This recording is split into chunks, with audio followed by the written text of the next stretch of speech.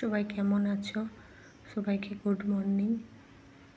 বাচ্চাদের সকালের টিফিন শুরু করে দিয়েছি। সবাই ঘুমিয়ে আছে, আমি টিফিন বানাতে ব্যস্ত। চলো তোমাদের সঙ্গে কিছু গল্প করতে করতে বাচ্চাদের টিফিনগুলো বানিয়ে নিই।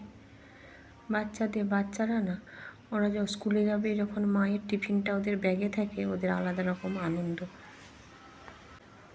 তারপরে ওদের বানিয়ে দিচ্ছি চিড়ে দিয়ে পোহা, পোলাও, যা নাম দিতে পারো, নিজের মতো বাড়িতে যা সবজি ছিল তা দিয়ে বানিয়ে দিচ্ছি। আর ওদের না যত ভালো টিফিন বানিয়ে দাও, প্রতিটা বাচ্চার, আমার ছেলের না, দেখবে পাশের বন্ধুর যে কী টিফিন নিয়ে এসছে সেই টিফিনটা ওদের আগে নজর যায়। কিন্তু আমার ছেলে এসে বলে, মা আমি যে টিফিনটা নিয়ে যাই না, আমার বন্ধুগুলো খুব পছন্দ করে আমার টিফিন। আমি বলি ঠিক আছে আমি ওই জন্য ওকে একটু বেশি করে টিফিন বানিয়ে দিই, বন্ধুদের সঙ্গে শেয়ার করে খাওয়ার জন্য। তারাও তো ছোট ছোট বাচ্চা, তারাও শেয়ার করে খায়, ওকে দেয়। সোয়াবিনগুলো একটু ভেজে নেব, সোয়াবিন, তারপরে বাদাম দেব। তারপরে ওদের তো ননভেজ, তাও ওকে একটু ডিমটা যখন বাড়িতে খাবে ওকে একটু ডিম দিয়ে করে দেব। আমার মনে হয় সকাল থেকে কাজের শেষে যখন লাঞ্চ ব্রেক আসবে, হাজব্যান্ড হোক কিংবা আমার ছেলে মেয়ে, তখন ওরা যখন বাড়ির টিফিনটা খুলবে না, তখন ওর মায়ের কথা তো কিছুক্ষণের জন্য হলেও মনে পড়বে। আর তারপরে বাড়ির টিফিনটা খেয়ে ওদের অনেকটাই শান্তি, তাই না?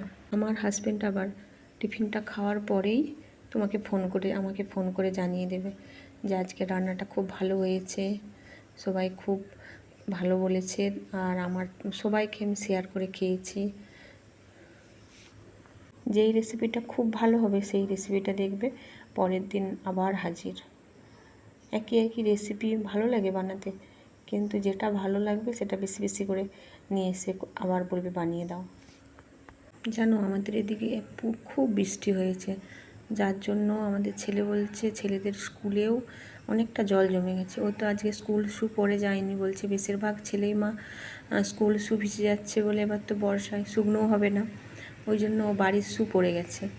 আমি বলতে প্লাস্টিক বেঁধে দিই, বলে না ম্যাম বকবে না, ম্যাম বলেছে বর্ষাকালে এক আধ দিন শ্যু পরে এলে কিছু বলবে না। খুব বৃষ্টি হয়েছে। আমাদেরও সামনে আবার বাড়ির কাজ হচ্ছে বলে সামনে এতটা পরিমাণ কাদা, বৃষ্টি, জল, মানে যাচ্ছে তাই অবস্থা। আমাদের সামনেও খুব বাজে অবস্থা। বর্ষাকালটা চলে গেলে দেখতে পাই, তারপরে চারিদিকে দেখছি তো বন্যা হয়ে গেছে, মানে কি অবস্থা। চলুন এই ডিমটা ভেজে আলাদা করে সাইড করে রাখবো। এই ডিমটা ওকে স্কুলে দেবো না, ওদের ননভেজ, দু ভাই বোনকে ডিমটা ভেজে একটু ওদের আলাদা করে মিশিয়ে দেব।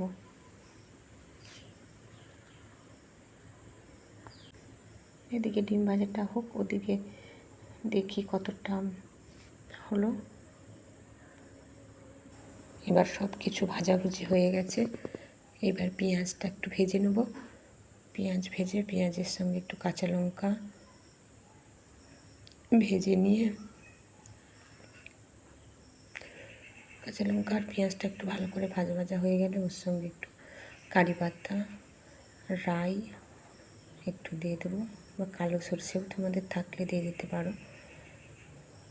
দিয়ে ওটা একটু নেড়ে নিয়ে এইবার ভেজানো চিড়ে ওর উপর দিয়ে দেবো। ভেজানো চিড়েটা একটু ভালো করে নাড়া হয়ে গেলে এই ভাজা মশলাগুলো যেগুলো ভেজেছিলাম সেইগুলো সব দিয়ে দেবো। একটু নেড়ে ছেড়ে ওর উপর একটু নুন, চিনি, একটু ঘি নেড়ে নিয়ে নেব। দিয়ে একটু ডিম ভাজাটা দিয়ে দিচ্ছি, আমি ওদের জন্য আলাদা করে তুলে নিয়েছি। তারপরে একটু ডিম ভাজাটা দিয়ে দিচ্ছি, তারপরে একটু মশলা দিয়ে দিচ্ছি, চাট মশলা। তারপরে খেয়ে দেখলাম যে একটু মিষ্টি কম ছিল, যেন আবার একটু মিষ্টি দিলাম। দেখো কেমন